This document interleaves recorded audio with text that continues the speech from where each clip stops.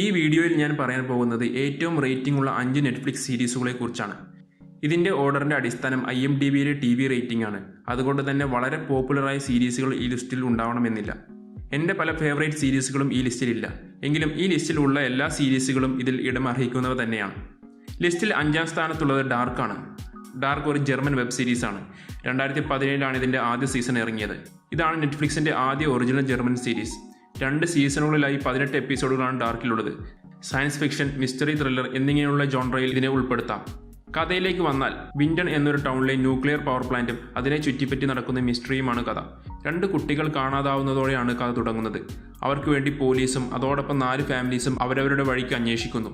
പിന്നീട് നടക്കുന്ന ചില ഇൻസിഡൻസ് സീരീസിൻ്റെ മൊത്തം ലെവൽ തന്നെ മാറ്റുന്നു. ശേഷം വരുന്ന ട്വിസ്റ്റുകളൊക്കെ നമുക്ക് ചിന്തിക്കാൻ കഴിയുന്നതിനും അപ്പുറമാണ്. ഇതിൻ്റെ മറ്റൊരു സവിശേഷത ഇതിൻ്റെ മേക്കിംഗ് ആണ്.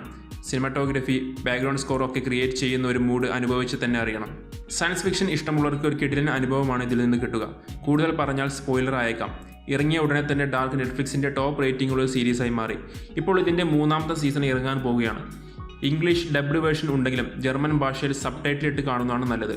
8.7 റേറ്റിംഗ് ഉള്ള ഈ സീരീസ് IMDb TV റേറ്റിംഗിൽ 83ാം സ്ഥാനത്താണ്.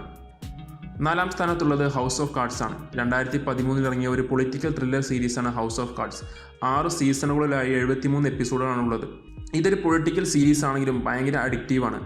ഫ്രാങ്ക് അണ്ടർവുഡ് എന്ന തന്ത്രശാലിയായ ഒരു പൊളിറ്റീഷ്യനും അയാളുടെ ഒപ്പം തന്നെ കണ്ണിങ്ങായ അയാളുടെ ഭാര്യയുടെയും കഥയാണിത്.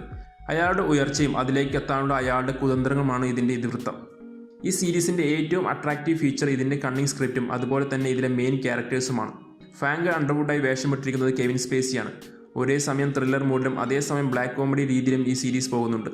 ഇതിലെ ഫോർത്ത് വാൾ ബ്രേക്കിംഗ് സീരീസുകളെല്ലാം തന്നെ കാണാൻ നല്ല രസമാണ്. അമേരിക്കൻ പൊളിറ്റിക്സിനെ പറ്റി ഒരുപാട് അറിയണമെന്നില്ല ഈ സീരീസ് കാണാൻ. എന്നാൽ പൊളിറ്റിക്സും മൈൻഡ് ഗെയിംസും ഇഷ്ടമുള്ളവർക്ക് നന്നായി എൻജോയ് ചെയ്യാൻ പറ്റും. അതേസമയം ഇത് എല്ലാവർക്കും ഇഷ്ടമാകണമെന്നില്ല. ഡബിൾ ഓസ്കാർ ജേതാവായ കെവിൻ സ്പേസിക്ക് നേരെ 2017 ഒരു സെക്ഷൽ അസോൾട്ട് അലിഗേഷൻ ഉണ്ടാവുകയും അതിനാൽ തന്നെ അദ്ദേഹത്തെ ഈ സീരീസിൻ്റെ അവസാന സീസണിൽ നിന്ന് ഒഴിവാക്കുകയും ഉണ്ടായി. ഇത് സീരീസിൻ്റെ റേറ്റിംഗിനെ കാര്യമായി ബാധിച്ചു. എങ്കിലും നല്ല അഡിക്റ്റീവ് ഫാക്ടറുള്ള സീരീസാണിത്. ത്രില്ലർ ഡ്രാമകൾ ഇഷ്ടമുള്ളവർക്ക് കണ്ടാൽ ഒരിക്കലും നഷ്ടമാവില്ല. 8.7 റേറ്റിംഗ് ഉള്ള ഈ സീരീസ് IMDb TV റേറ്റിംഗിൽ 63ാം സ്ഥാനത്താണ്.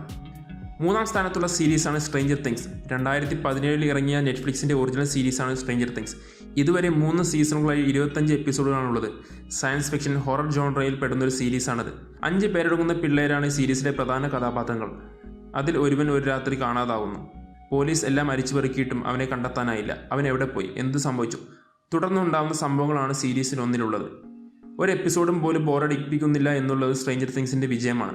ഓരോ എപ്പിസോഡുകളും കണ്ടു കഴിയുമ്പോൾ അടുത്തതുകൂടി കാണണം എന്നൊരു ചിന്ത നമ്മുടെ ഉള്ളിലേക്ക് വരുന്നു. ലൊക്കേഷൻ്റെ പൂർണ്ണ ഭംഗിയും അതോടൊപ്പം ഒരു ഹൊറർ ഫാക്ടറും വർക്കൗട്ട് ചെയ്യാൻ സിനിമാറ്റോഗ്രഫിക്ക് കഴിയുന്നുണ്ട്. സീരീസിൻ്റെ മറ്റൊരു പ്രധാന അട്രാക്ഷൻ മ്യൂസിക്കാണ്. 80കളിൽ നടക്കുന്ന കഥ ആയതുകൊണ്ട് തന്നെ ആ വൈബ് കിട്ടാൻ മ്യൂസിക് ഒരുപാട് സഹായിക്കുന്നുണ്ട്. ഓരോ എപ്പിസോഡ് കഴിയുമ്പോഴും ആങ്സൈറ്റി തരുന്ന മ്യൂസിക്കും സീരീസിനെ എലവേറ്റ് ചെയ്യുന്നുണ്ട്. പിള്ളേരാണ് പ്രധാന റോൾ ചെയ്യുന്നത് എന്ന് കരുതി സീരീസിനെ വില കുറച്ച് കാണണ്ട.